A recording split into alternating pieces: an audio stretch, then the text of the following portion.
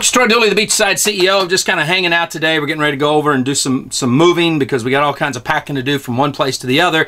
Still in the middle of renovating the Destin house, but we're getting there. I think within a few months we're back here.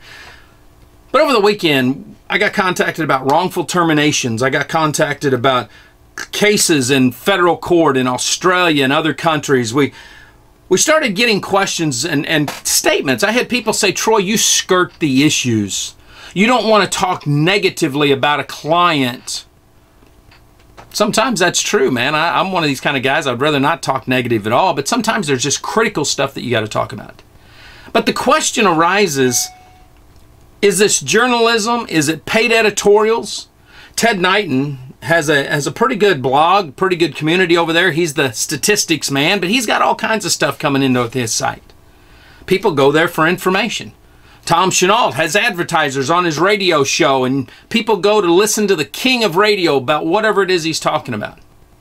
Kevin Thompson makes thousands of dollars from clients defending them or representing them or doing whatever he does. He's an attorney. Kevin Grimes out there fighting for the FDA, fighting for clients. These guys all make money, but yet they have opinions. Len Clements, prime example of a guy that's a certified witness against and for companies. Writes articles that sometimes paid for, sometimes not, puts out his opinions, very, very intelligent about what he does. Rod Cook, the MLM watchdog, hates it whenever distributors are screwed, but yet loves the profession. And then there's me, who runs several blogs, who consults with the companies. Where do you go for information? That's the question. Who do you believe? Well, I think it's, as my friend Clifton Jolly says, who's one of the experts at public relations, crisis management inside of our industry. He says, Troy, sometimes it gets so incestuous that you don't know where to go for answers. You get blogs like Behind MLM, who basically just hates network marketing as a whole, but yet he will pull from things that I write or things that others write, and he will put in there, and vice versa. People will pull from Oz over at Behind MLM and put them on their site, and then you end up in like me, I end up in a lawsuit with Doobly over the situation. It's become so convoluted. So I thought, you know, I'm going to set the record straight on where we're coming from. It's not always been this way, but my goal is not to skirt the issues. It's not to bypass something that somebody's talking about with a client. It's to look at it as a wisdom journalism. It's to look at it and say, okay, I want to make sure that we're getting out the information, that we're looking at the underlying concerns, the issues that are there, and that we're reporting on them from an educational standpoint, that we're getting information out to individuals. I don't always do it right, guys, at all. I'll tell you that right now, but that's what our goal is.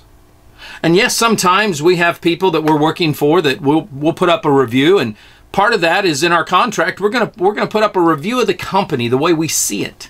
It's no different than sometimes you look over at Tom Chenault's radio show and he's got ads coming in from his own company and from other companies.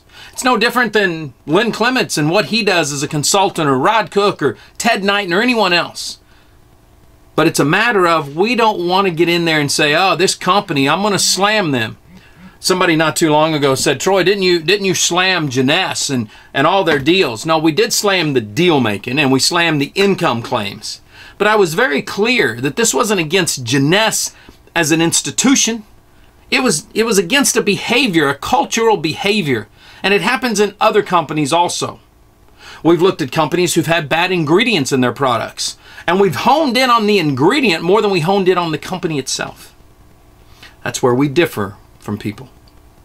Right now, I know that there's wrongful termination lawsuits with Janess, with Skinny Body Care, with Narium, it looks like it's going to have one, all these companies. So guess what? We're going to be honing in on wrongful termination. What is a wrongful termination and what isn't?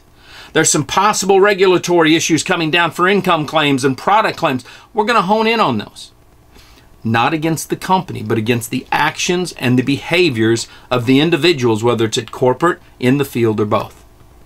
So when you're looking for information about a company that you're going to join, I suggest that you try to dig up all the information that you can, that you weigh out everything that you've looked at, and then you look at the reputational risk that you have. What is your exposure if you join this company, if you join that leader, if you join whatever?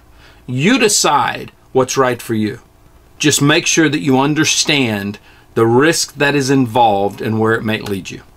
Live life like it's an epic adventure. Stay dangerous, stay strong. And if you're in a home-based business,